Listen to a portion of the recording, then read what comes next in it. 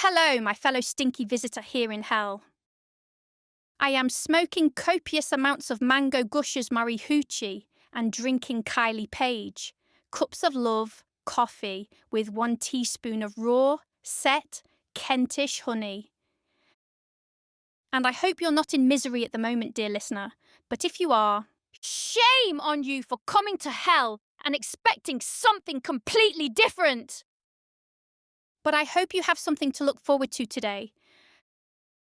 Perhaps a tasty bite to eat, And it is completely harmful and dangerous and cruel for you to vaccinate yourself, or child or pet, especially your pets. No vaccine has ever been safe, necessary, or effective, despite what you were told by big pharma vaccine makers and your COVID-19 government-funded so-called experts and authorities.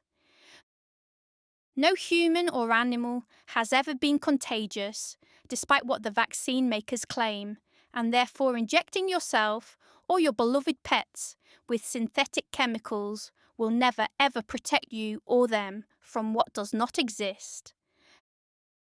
Vaccines do not protect you from catching someone else's illness or disease, because it is impossible for you to catch anyone's illness or disease. So you are actually harming your beloved pet by injecting it with synthetic toxins for a boogeyman micro-monster that does not exist. Don't take my word for it, faggot. Look into it, yo. This piece is entitled Argument Against Evil Spirits. It was written and copyright 2026 by Alexander T. Newport, your philobabblist extraordinaire. Let us begin by counting down. 3, 2, 1. Spiritual reality has always existed. It was not born or invented or created or imagined. It has simply always existed, and there is no possibility it will ever cease to exist.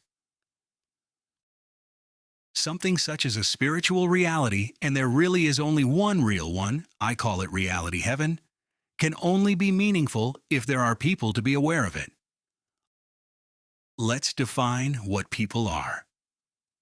People are persons, and persons are conscious entities who think and feel and are aware of the fact that they think and feel. Since spiritual reality has always existed, this means there has to have been persons who have always existed in order to be aware of its existence. In this sense, persons and spiritual reality are somehow one and the same. You can't have persons without reality, and you can't have reality without persons who are aware of it. Since spiritual reality and persons have always existed and will always exist, we can call them eternal. Not one of them is older or younger than any other, and not one is dumber or smarter than any other. Exactly like reality itself, they were never born or created or imagined or invented, and so they are indestructible. That which is eternal and cannot be destroyed also cannot be controlled or manipulated or bullied or interfered with or tricked by any person in reality. And for the purpose of distinction, let's say eternal persons are spirits, and temporary persons are mortals. Eternal spirits are impenetrable, unique conscious persons who cannot be invaded or intruded upon. They cannot get inside each other. They are each an island of perfect eternal conscious energy. They are each perfectly equal and equally perfect to all others. And it's not by choice, but by nature. It is fundamental. Now let's define evil. Evil is the opposite of love. The simplest definition of love would be to be nice. Yes, that's right. To be nice. It feels nice to be nice. We don't need poetry and heroic terms to define it. Try to remember in that cold, cold heart of yours what it once felt like when you were actually nice to someone. Remember that?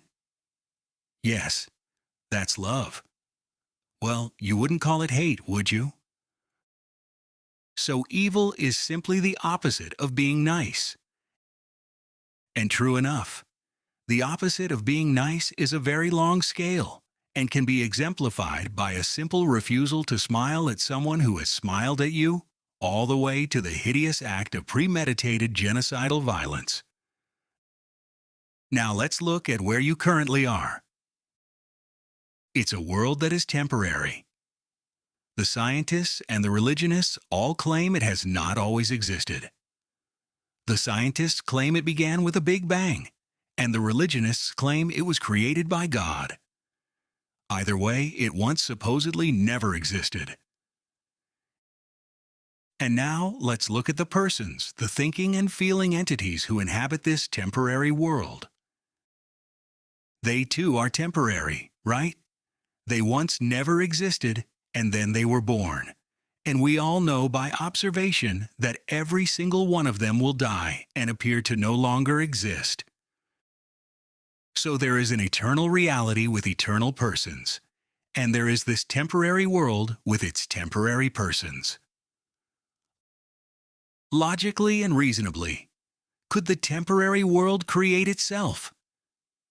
And the temporary people who once never existed, could they have created themselves? It is therefore obvious that only what is eternal could create what is temporary, because what is eternal existed before what is temporary, right? Eternal persons unequivocally had to have created temporary persons, because there was no one else to do it. What are those persons in reality supposed to do with themselves throughout the middle of forever?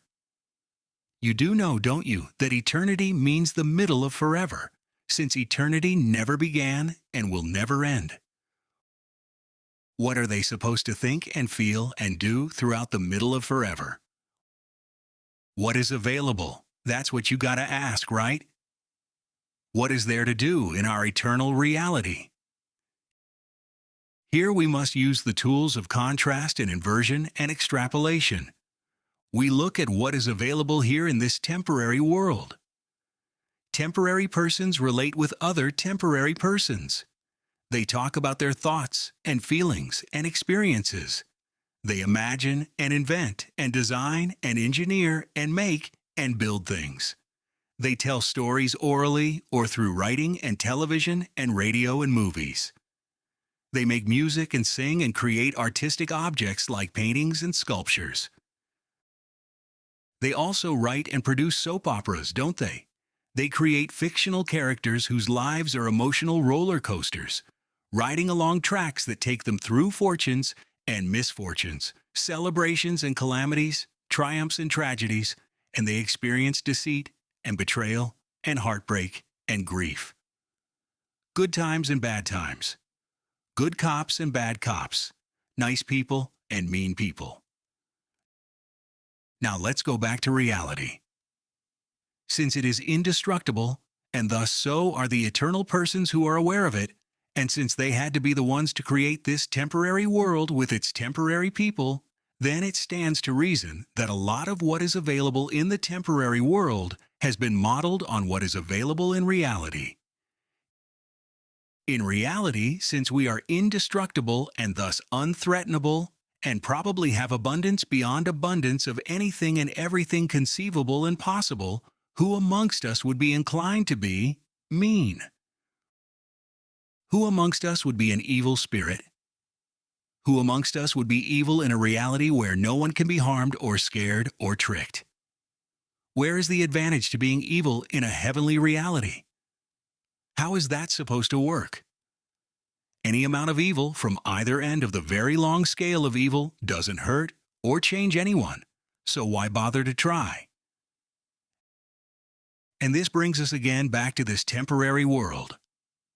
We established it could only have been created by eternal persons. It could not have created itself. Therefore, we eternal persons created this temporary world, and we created these temporary persons we are currently existing as. We created our entire temporary lives before being born into this temporary world.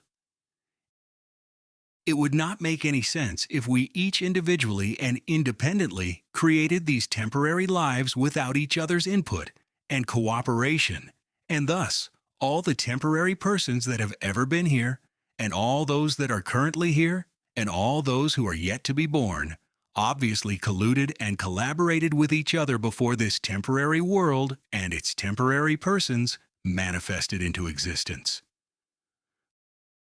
Colluding and collaborating means we wrote our entire temporary lives before these temporary lives existed. We predetermined what we would think and feel and experience throughout these temporary lives. These lives are literally choreographed temporary soap operas being lived out by eternal persons. These lives are the equivalent of a spiritual movie, but the difference between a mortal movie is, instead of just writing the movie and acting it out and then sitting in a theater watching it, we are actually living it out in the temporary flesh. We are living the story rather than just watching it. I ask you again, what are eternal persons to do throughout their never-ending lives? Here we are, here we are, here we are. This temp life is obviously one of the things we do throughout the middle of forever. We are obviously not in this temporary world forever, but it's obviously one of the things we do, because here we are. Now here on Earth, in order to create a soap opera, you need a script, and that script dictates what the actors will experience, and what they will feel and say to one another. Remember how we said eternal persons colluded and collaborated with each other to create temporary lives in a temporary world? Yes, that's called a script. You wrote your script for this temporary life. No one else could possibly do it for you. You can only manifest what you personally conceive of and imagine. No one else can possibly do it for you. Think about that. Are you able to manifest a specific desired experience for someone else without any access to their inner conceptions and imagination? So it's established. You wrote the script you are currently living out in the flesh, the temporary flesh. No one else could have wrote it for you. No one else could have hijacked it. You are manifesting what you conceived and predetermined in reality heaven. And so, what about those intrusive or invasive voices in your head? It's in your script. And that evil parent who mistreated or abused you? It's in your script. And all those worries and disappointments and grief and agony and misfortunes? It's in your script. And those encounters with ghosts and shadowy figures and UFOs and aliens from outer space and your dead grandmother talking through a psychic or trance channeler? It's in your script. And the corrupt governments and vaccine genocides and phony germ theory and military psyops? It's in your script. And those evil entities you have encountered with or without drugs? It's in your script.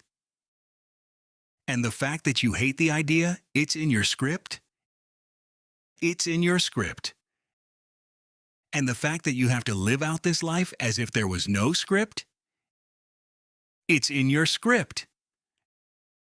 And the hatred you feel for every single last moment being blamed on some goddamn unprovable script? Yep, it's in your script. Something happens upon mortal death. It will either be an annihilation of our consciousness, thus proving we were not eternal persons, or it will be like becoming aware of some other existence, perhaps similar to waking up from a dream and becoming aware of our home reality. I had a drug-induced experience with bliss at age 24, which convinced me intellectually and emotionally that death will be like waking up from a bad dream. I will be glad to be awake, and I will also be glad I experienced the dream, especially if it was a bad one. It did not destroy me. It did not diminish me. It did not improve or change me in any way. Now, if you have not had an experience with bliss through either love or drugs, then you may not be able to grasp how the spiritual truths are the epitome of simplicity, fearlessness, and good news for all persons.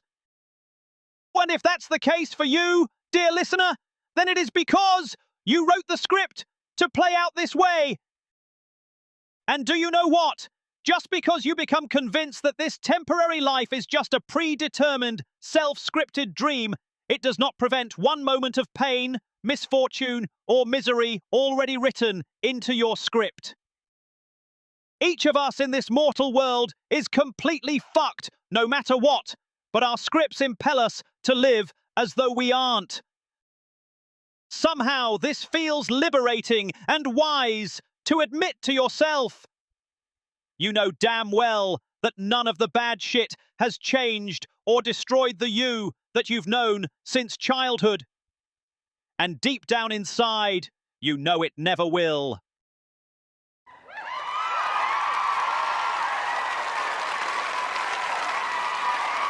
I'm annihilated, you know?